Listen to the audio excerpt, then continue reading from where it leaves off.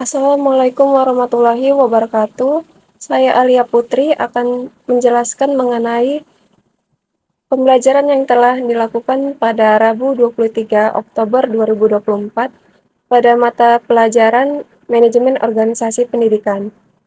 Jadi saya telah mereview salah satu jurnal yang berjudul Kepemimpinan dalam Organisasi Pendidikan Islam dan Fungsi-Fungsi Manajemen. Jadi, kepemimpinan dalam organisasi pendidikan Islam tidak hanya sekedar aspek administratif, tetapi juga melibatkan moralitas, etika, dan spiritualitas. Dalam konteks ini, pemimpin diharapkan mampu menggabungkan aspek spiritual dan manajerial untuk menciptakan lingkungan pembelajaran yang holistik. Konsep kepemimpinan dalam Islam yang sering disebut sebagai imamah menjelaskan bahwa pemimpin harus memiliki integritas, keadilan, dan tanggung jawab, serta bertindak berdasarkan prinsip-prinsip Islam dalam setiap keputusan dan tindakan yang diambil. Kepemimpinan yang efektif dalam pendidikan Islam memerlukan pemahaman yang mendalam mengenai ajaran Islam. Pemimpin tidak hanya harus mengetahui teori, tetapi juga harus mampu menerapkan nilai-nilai tersebut dalam praktik sehari-hari. Ini mencakup kemampuan untuk merencanakan, mengorganisir, memimpin, dan mengontrol dalam konteks pendidikan yang sesuai dengan ajaran Islam. Nah, adapun berbagai jenis organisasi pendidikan Islam seperti madrasah, sekolah Islam, pondok pesantren, dan universitas. Masing-masing jenis organisasi ini memiliki karakteristik dan pendekatan tersendiri dalam menerapkan pendidikan berbasis Islam.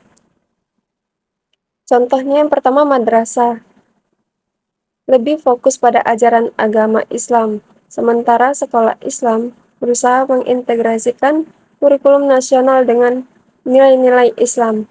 Yang kedua itu pondok pesantren. Sebagai lembaga pendidikan tradisional, memberikan ruang bagi santri untuk mendalami ilmu agama secara intensif dalam lingkungan asrama. Keberhasilan dalam kepemimpinan pendidikan Islam tidak hanya ditentukan oleh seberapa tinggi jabatan seorang pemimpin, tetapi juga oleh seberapa besar pengaruh positif yang dapat diberikan kepada orang lain. Kepemimpinan dalam pendidikan Islam harus dilihat sebagai amanah yang dipertanggungjawabkan tidak hanya kepada anggota organisasi, tetapi juga kepada Allah. Ini menciptakan dimensi tanggung jawab moral yang lebih dalam, di mana pemimpin harus memastikan bahwa setiap tindakan dan keputusan yang diambil sejalan dengan ajaran Islam. Adapun gaya-gaya kepemimpinan, yang pertama gaya kepemimpinan demokratis. Gaya kepemimpinan demokratis merupakan pendekatan yang mengedepankan partisipasi dan kolaborasi dalam sebuah organisasi atau tim. Dalam gaya ini, seorang pemimpin aktif melibatkan anggota tim dalam proses pengambilan keputusan dan menghargai masukan dari berbagai pihak. Pemimpin demokratis menciptakan lingkungan kerja yang terbuka dalam komunikasi, mengalir secara dua arah antara pemimpin dan bawahan. Mereka memberikan kesempatan kepada setiap anggota tim untuk menyampaikan ide, pendapat, dan solusi terhadap berbagai masalah yang dihadapi. Hal ini membantu membangun rasa memiliki dan tanggung jawab bersama dalam tim. Yang kedua, gaya kepemimpinan karismatik. Gaya kepemimpinan karismatik adalah model kepemimpinan yang mengandalkan daya tarik pribadi, kemampuan berkomunikasi yang luar biasa, dan kualitas inspirasional dari seorang pemimpin untuk mempengaruhi pengikutnya. Pemimpin karismatik memiliki kemampuan alami untuk menarik perhatian orang lain dan menginspirasi mereka untuk mengikuti visinya. Yang ketiga, gaya kepemimpinan otokratis.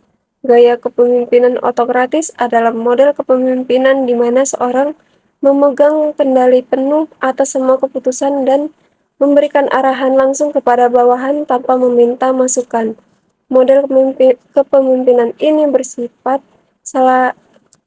satu arah dan sangat terstruktur.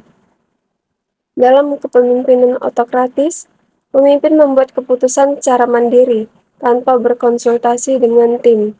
Mereka menentukan kebijakan, prosedur kerja, dan pembagian tugas secara detail kepada setiap bawahan. Pengawasan dilakukan secara ketat dan bawahan diharapkan untuk mengikuti instruksi tanpa banyak pertanyaan. Sekian yang dapat saya sampaikan. Lebih dan kurang saya mohon maaf. Terima kasih. Wassalamualaikum warahmatullahi wabarakatuh.